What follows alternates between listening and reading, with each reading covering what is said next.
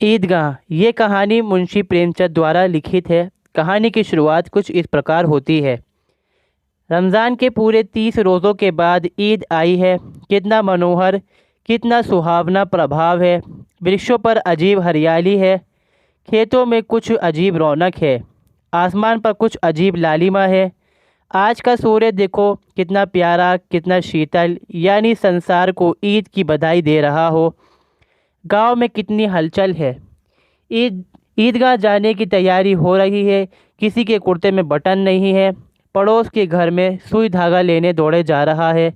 کسی کے جوتے کڑک ہو گئے، ان میں تیل ڈالنے کے لیے تیلی کے گھر بھاگا جاتا ہے۔ جلدی جلدی بیلوں کو سانی پانی دے دے۔ عیدگاہ سے لوٹتے لوٹتے دوپہر ہو جائے گی۔ 3 کوس کا پیدل راستہ، پھر سینکڑوں آدمیوں سے ملنا بھیٹنا۔ دوپہر کے پہلے لوٹنا اسمبھو ہے۔ لڑکے سب سے زیادہ پرسن ہے۔ کسی نے ایک روزہ رکھا ہے، وہ بھی دوپہر تک، کسی نے وہ بھی نہیں۔ لیکن عیدگاہ جانے کی خوشی ان کے حصے کی چیز ہے۔ روزے بڑے بوڑھوں کے لیے ہوں گے، لیکن ان کے لیے تو عید ہے۔ روز عید کا نام رٹتے تھے، آج وہ آ گئی۔ اب جلدی پڑی ہے کہ لوگ عیدگاہ کیوں نہیں چلتے۔ انہیں گرہستی کی چنتاؤں سے کیا پریوجن۔ سیویوں کے لیے دودھ اور شکر گھر میں نہیں، ان کی بلا سے یہ تو سیویاں کھائیں گے۔ وہ کیا جانے کہ ابا جان کیوں بدحواس چودھری قیات علی کے گھر دوڑے جا رہے ہیں۔ انہیں کیا خبر کہ چودھری آنکھیں بدل لیں گے تو یہ ساری عید محرم ہو جائے۔ ان کی اپنی جیبوں میں کبیر کا دھن بھرا ہوا ہے، بار بار جیب میں سے اپنا خزانہ نکال کر گنتے ہیں اور خوش ہو کر پھر رکھ لیتے ہیں۔ محمود گنتا ہے، 1 2 10 12، اس کے پاس 12 پیسے ہیں۔ محسن کے پاس 1 2 3 8 9 15 پیسے ہیں۔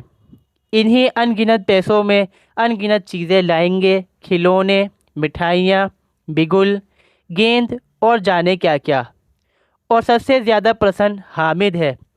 وہ 4-5 سال کا غریب صورت دبلا پتلا لڑکا، جس کا باپ گرت ورش ہیضے کی بھیٹ ہو گیا اور ماں نہ جانے کیوں پیلی ہوتی ایک دن مر گئی۔ کسی کو پتہ نہیں کیا بیماری ہے، کہتی تو کون سننے والا تھا۔ دل پر جو بوجھ بیتتی تھی وہ دل میں ہی سہتی تھی، اور جب نہ سہا گیا تو سنسار سے ودا ہو گئی۔ اب حامد اپنی بوڑھی دادی آمینہ کی گود میں سوتا ہے اور اتنا ہی پرسن ہے۔ اس کے ابا جان روپے کمانے گئے ہیں، بہت سی تھیلیاں لے کر آئیں گے۔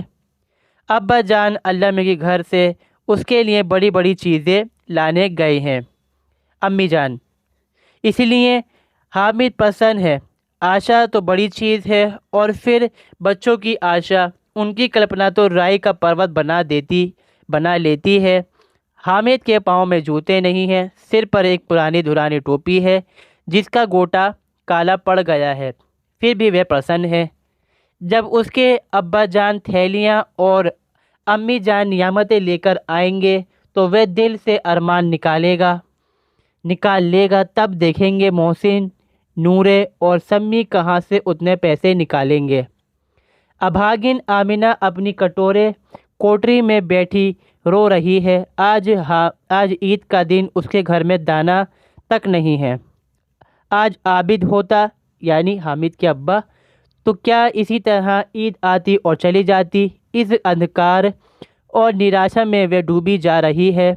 عابدہ یہاں پر حامد کی دادی ہیں۔ کس نے بلایا تھا اس نگوڑی عید کو؟ اس گھر میں اس کا کام نہیں، لیکن حامد، اسے کسی کے مرنے جینے سے کیا مطلب؟ اس کے اندر پرکاش ہے اور باہر آشا۔ وپتی اپنا سارا دل بل لے کر آئے، حامد کی آنند بھری چتون اس کا ودھوس کر دیتی ہے۔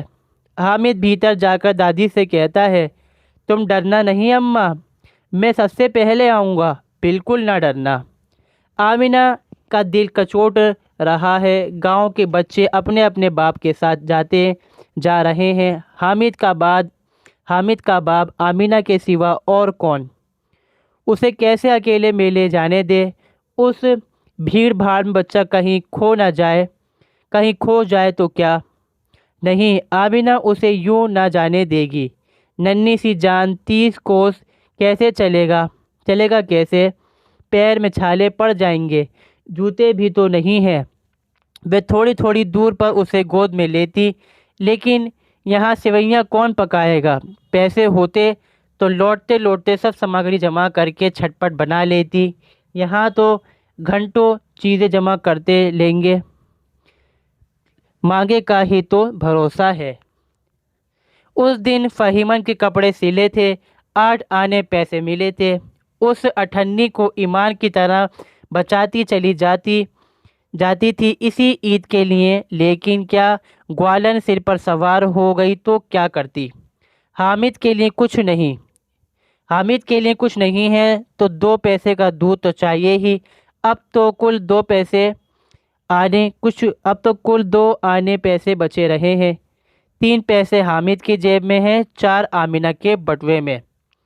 یہی تو بساط ہے، اور عید کا تہوار اللہ ہی بیڑا پار لگاوے۔ دھوبن اور نائی کی اور مہترانی اور چوڑی ہارینہ سبھی تو آئیں گے، سبھی کو سوئیاں چاہیے، اور تھوڑا کسی کو آنکھ نہیں لگتا، کس سے منہ چرائے گی اور منہ کیوں چرائیں گے؟ سال بھر کا تہوار ہے، زندگی خیریت سے رہے، ان کی تقدیر بھی تو اسی کے ساتھ ہے۔ بچے کو خدا سلامت رکھے، یہ دن بھی کٹ جائیں گے۔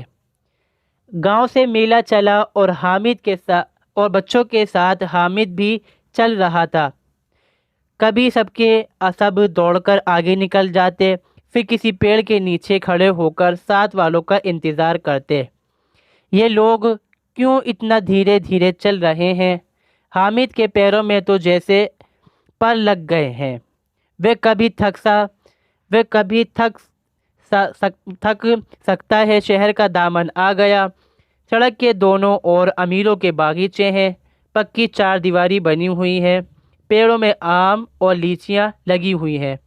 کبھی کبھی کوئی لڑکا کنکڑی یعنی پتھر اٹھا کر آم پر نشانہ لگاتا ہے، مالی اندر سے گالی دیتا ہوا نکلتا ہے، لڑکے وہاں سے فراق پر ہیں، مطلب دوری پہ بھاگ جاتے ہیں، خوب ہنس رہے ہیں، مالی کو کیسا الو بنایا۔ بڑی بڑی عمارتیں آنے لگیں، یہ عدالت ہے، یہ کالج ہے، یہ کلب ہے۔ اتنے بڑے کالج میں کتنے لڑکے پڑھتے ہوں گے؟ یہ سب لڑکے ہی نہیں جی، بڑے بڑے آدمی ہیں، حامد کے دوست نے کہا۔ حامد نے پوچھا، سچ؟ ان کی بڑی بڑی مونچھیں ہیں، اتنے بڑے ہو گئے ابھی تک پڑھنے جاتے ہیں، نہ جانے کب تک پڑھیں گے اور کیا کریں گے اتنا پڑھ کر۔ حامد کے مدرسے میں 2-3 بڑے بڑے لڑکے ہیں، بالکل 3 کوڑی کے، روز مار کھاتے ہیں، کام سے جی چرانے والے۔ اس جگہ بھی اسی طرح کے لوگ ہوں گے، اور کیا۔ کلب میں جادو ہوتا ہے، سنا ہے یہاں مردوں کی کھوپڑیاں دوڑتی ہیں اور بڑے بڑے تماشے ہوتے ہیں، پر کسی کو اندر جانے نہیں دیتے۔ وہاں شام کو صاحب لوگ کھیلتے ہیں، بڑے بڑے آدمی کھیلتے ہیں، مونچھیں داڑھی والے، اور میمے بھی کھیلتے ہیں، یہ سب سچ۔ ہماری اماں کو یہ دے دو، کیا نام ہے، بیٹ، تو اسے پکڑ ہی نہ سکے، گھماتے ہی لڑک جائے۔ محمود نے کہا، ہماری امی جان کا تو ہاتھ کانپنے لگے، اللہ قسم۔ محسن بولا، چلو منو آٹا پیس ڈالتی ہے، ذرا سا بیٹ پکڑ لے گی تو ہاتھ کانپنے لگیں گے، سینکڑوں گھڑے پانی روز نکالتی ہے، 5 گھڑوں تو میری بھینس بھی پی جاتی ہے، کسی میم کو 1 گھڑا پانی بھروانا پڑے تو آنکھ تلے اندھیرا آ جائے۔ محمود، لیکن دوڑتی تو نہیں، اچھل کود تو نہیں سکتی؟ محسن، ہاں اچھل کود تو نہیں سکتی، لیکن اس دن میری گائے کھل گئی تھی اور چودھری کے کھیت میں جا پڑی تھی، اماں اتنا تیز دوڑی کہ اسے نہ پا سکا، سچ۔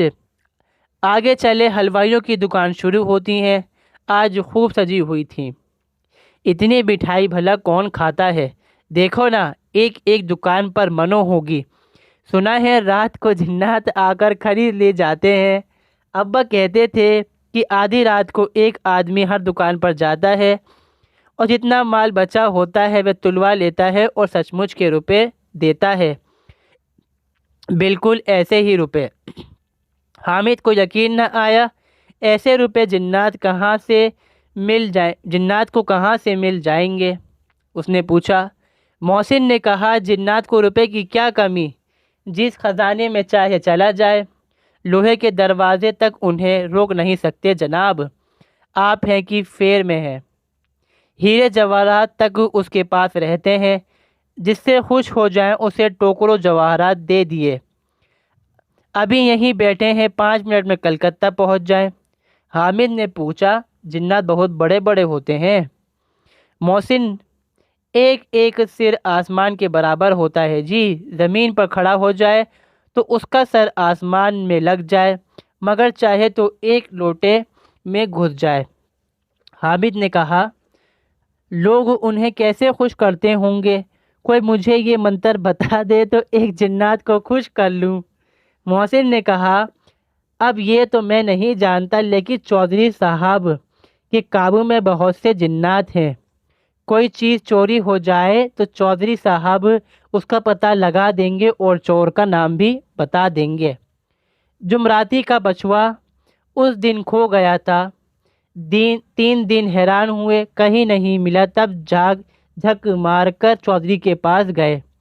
چودھری نے ترنت بتا دیا، مویشی خانے میں ہے اور وہی ملا۔ جنات آ کر انہیں ساری جہاں کی خبر دے جاتے ہیں۔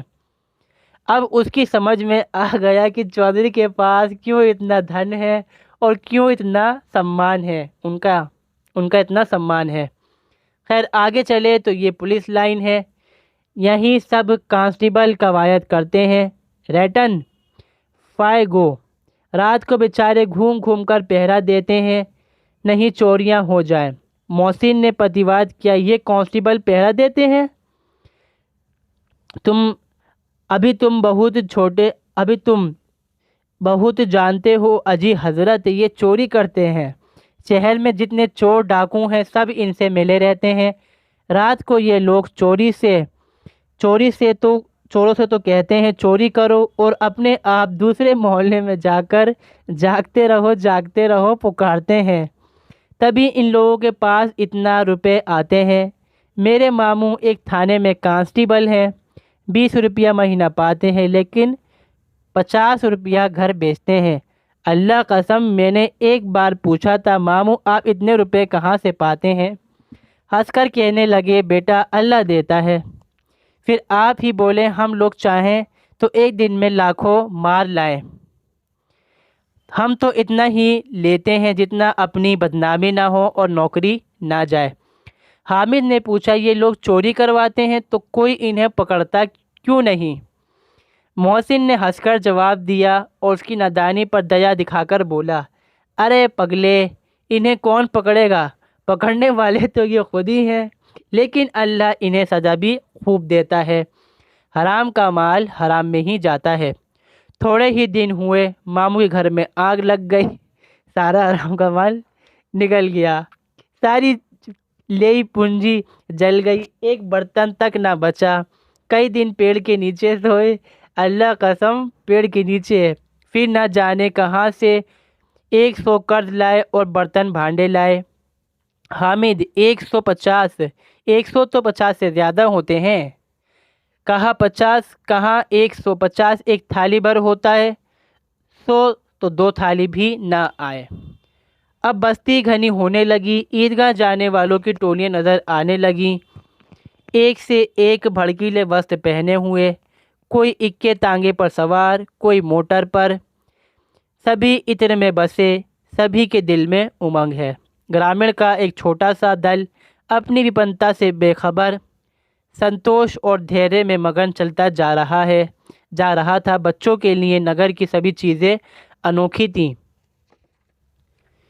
جس چیز کی اور تاکتے رہ جاتے اور پیچھے سے بار بار ہارن کی آواز ہونے پر بھی نہ چیختے۔ حامد تو موٹر کے نیچے آتے آتے بال بچا۔ سہسا عیدگاہ نظر آئی، اوپر املی کے گھنے ورکشوں کی چھایا ہے، नीचे पक्का फर्श है जिस पर जाजम बिछा हुआ है और रोज़ेदारों की पंक्तियाँ एक के पीछे न जाने कहाँ से चली गई हैं। पक्की जगत के नीचे तक जहाँ जाजम नहीं है, नए आने वाले आकर पीछे की कतार में खड़े हो जाते हैं। आगे जगह नहीं है, यहाँ कोई धन और पद नहीं देखता, इस्लाम की निगाह में सब बराबर हैं। इन चीज़ों ने इन ग्रामीणों ने भी वज़ू किया और पिछली पंक्ति में खड़े हो गए। कितना सुंदर संचालन है, कितनी सुंदर व्यवस्था। लाखों सिर एक साथ सजदी में झुकते हैं और फिर सब एक साथ खड़े हो जाते हैं, एक साथ झुकते हैं और एक साथ घुटनों पर बैठ जाते हैं। यही प्रक्रिया कई बार दोहराई जाती है, जैसे बिजली की लाखों बत्तियां एक साथ प्रदीप्त होती हैं और एक साथ बुझ जाएं, और यही क्रम चलता रहता है। कितना अपूर्व दृश्य है, जिसकी सामूहिक क्रिया, विस्तार और अंततः हृदय को श्रद्धा, गर्व और आत्मानंद से भर देती थी। मानव भावृत एक सूत्र इन समस्त आत्माओं को एक कड़ी में पिरोए हुए है। ये था ईदगाह का पहला भाग। अगला भाग हम दूसरी वीडियो में पढ़ेंगे।